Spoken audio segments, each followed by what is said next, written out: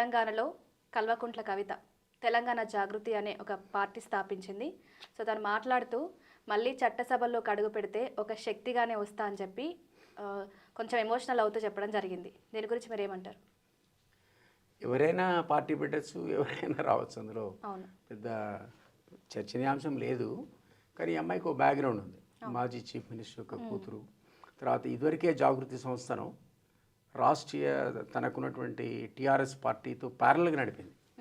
ఆ రోజుల్లో సంస్థాగత నిర్మాణంలో టీఆర్ఎస్ కంటే పవర్ఫుల్గా నడిపింది ఒక్కొక్క దశ లోపల జాగృతిని. ఊరూరు మండలాలు కేంద్రాల లోపల అధ్యక్ష కార్యదర్శులు బాడీ. అప్పుడు టీఆర్ఎస్కి అంత సంస్థాగత నిర్మాణం లేదు. సో ఒక ఎగ్జిబిట్ చేసింది, తనకు శక్తి ఉందనే విషయం, అందులో అనుమానం లేదని చెప్పి దాంట్లో. అండ్ ఆమె అన్నట్టు కూడా 2009లో పాలిటిక్స్లోకి వద్దాం అనుకుంది. 2006లో ఎంటర్ అయ్యి అన్న అక్క చెల్లెలు ఇద్దరు పోటీ పడ్డారు. నేనప్పుడు మీరు అన్నట్టు ఆంతరిక కార్యదర్శిగా ఉన్నా కేసీఆర్కి. సో ఆయన సన్నిహితుడు ఉన్నాను కాబట్టి నన్ను పిలిచి ఈ ఇద్దరు ఒకేసారి వస్తే ఉద్యమ పార్టీ బదనామవుతాం, నువ్వు మాట్లాడి ఇద్దరిలో ఒకళ్ళనే సెట్ చేయన్నాడు. అంటే ఇద్దరిని పిలిచి చెప్పా, ఇద్దరు పోటీ పడితే బాగుండదు, బదనాం అవుతాడు సారు, ఉద్యమ పార్టీ కాబట్టి. అంటే వాళ్ళిద్దరు మాట్లాడుకుని నాకు కవిత వచ్చి చెప్పింది, ఇద్దరు డిస్కస్ చేసుకున్నాం, డిసైడ్ అయ్యాం, నేను విత్డ్రా అయిపోతున్నా, ఈసారి అన్ననే చేయనండి అని. అప్పుడు ఆయన పాలిటిక్స్లో 2009లో ఎంటర్ అయ్యాడు. ఎంటర్ అయిన సందర్భంలో ఆయన wanted to become MP Karimnagar నుంచి. అయితే నాకు కేసీఆర్ చెప్పాడు, ఈ కరీంనగర్ స్థానంలో ఈ కేటీఆర్ అనేవాడు పోటీ చేసి గెలుస్తాడా ఓడతాడు, సర్వే ఏం చెప్పని. సర్వేకి 1 వీక్లో టైం తీసుకుని సర్వే రిపోర్ట్ వస్తే ఊడిపోతున్నట్టు వచ్చింది. అది నేను తీసి కేసీఆర్కి ఇస్తే కేసీఆర్ అంటే నేను ఓడిపోతున్నారా బాబు, చక్కగా పోయి సిరిసిల్లో చేయమన్నాడు. అందుకని ఎంపీ వదులుకొని సిరిసిల్లోకి వెళ్ళాడు. అప్పుడు కూడా ఇద్దరికి పోటీ. అప్పుడు కవితకు తను విత్డ్రా అయిపోతే ఆమె పాలిటిక్స్లో రాలేదు. ఆమె అన్నట్టు సభలు కూడా అన్నమాట మీరన్న జాగృతి. తర్వాత ఆమె ఏ విధంగా సంస్థాగత నిర్మాణం చేసి ఒక కొత్త ఆర్గనైజేషన్ జాగృతి అని, బతుకమ్మలని, ఇదని, తెలంగాణ సంస్కృతి ఎంత పాపులర్ అయిందంటే కేసీఆర్ఏ పిలిచి ఆమె చెప్పినట్టుగా నిజామాబాద్ సీట్ నీకు ఇస్తున్నా అని చెప్పాల్సిన కంపల్షన్ క్రియేట్ చేసింది. అందులో అనుమానం లేదు. సో ఒక శక్తిగా అప్పుడే తనకున్న కెపాసిటీగా నిరూపించుకుంది. ఇప్పుడు తను మళ్ళీ శక్తిగా అవుతానంటే ఎవరు కాదంటారంటారు. అంటే తనకు అంత కెపాసిటీ ఉంది వచ్చాను చూపించింది కదా జాగృతి సంస్థ. మధ్యలో ఆమెకున్న ప్రాబ్లమ్స్ ఏమంటే మనకు కూడా తెలియదు. ఆమె కూడా ఒక భాగం అనుకున్నాం, కుటుంబ సభ్యులు అవినీతి అనుకున్నాం, ఆ కోటరీలో ఏమో భాగం అనుకున్నాం, ఈమె కూడా వాటా ఉందనుకున్నాం. ఇప్పుడు ఆమె బయటకు వచ్చి నన్ను అవమానం చేశారు, నన్ను దగ్గర రానియలేదు, మొత్తం కూడా మా నాన్నకు కూడా తెలియకుండా సంతోష్, హరీష్ రావు డ్యూటీ చేశారు అనేటువంటి ఆరోపణలు చేస్తారు. మనందరం అవినీతి గురించి మాట్లాడినా ఆవిడ పట్టించుకోలేదు. ఆమె కేసీఆర్ కూతురు కాబట్టి అందులో అంతఃపురంలో ఉంది కాబట్టి ఈరోజు ఆమె చెప్తే ఐఎస్ఐ మార్క్ సర్టిఫికేట్ లాగా ఉంది.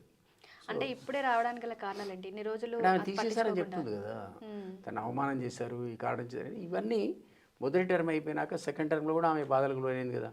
అప్పుడే 1 year 2 years అయినప్పుడు బయటకు వచ్చి మాట్లాడుంటే ఇంతకంటే పాపులర్ అయి ఉండేది. ఆమె 2 terms అయిపోయి వాళ్ళ అధికారం కోల్పోయిన తర్వాత ఇప్పుడు మాట్లాడితే అంత క్రెడిబిలిటీ ఉండదు. బట్ స్టిల్ కొంత సంచలనమే, ఎందుకంటే ఒక ఇన్సైడర్కి చెప్తుంది కాబట్టి. సో దాని అడ్వాంటేజ్ ఆమెకు వస్తుంది. బీఆర్ఎస్కి దెబ్బ ఎక్కువ తగులుతుంది. పార్టీ పరంగా ఆమె ఏ విధమైనటువంటి శక్తిగా రూపాంతరం చెందో మనం చెప్పలేం, వెరీ డిఫికల్ట్. ఇప్పుడు తిన్వార్మల్ ఉన్నాడు, ఆయన సస్పెండ్ చేసింది పార్టీ. ఈరోజు అతను ఒక పార్టీ పెడతారని పెట్టాడు. అతను కూడా బీసీ కాన్సెప్ట్తో పార్టీ పెట్టాడు. అది అనుకున్నంత లేవట్లా ఎదిగాడు, కామ్ అయిపోయాడు. ఇప్పుడు అంటే కామ్ ఇన్ ద సెన్స్ అది స్టెబిలైజ్ అయింది, ఆశించిన స్థాయిలో లేవట్లే. అదే పద్ధతిలో కవిత కూడా ఒక సంచలనలాగా ప్రతిరోజు ఆరోపణలు వినడం, డిస్కషన్స్ రావడానికి జరిగి ఇప్పుడు ఒక రకంగా స్టెబిలైజ్ అయిపోయింది, అంత రావట్లా. రేపు పార్టీ పెడితే ప్రజలు ఆదరిస్తారా, ఆదరివ్వరా, బిగ్ క్వశ్చన్. అది ఓన్లీ టైం కెన్ టెల్. ఎందుకంటే పొలిటికల్ వ్యాక్యూమ్ ఉంది అనే విషయంలో అనుమానం లేదు.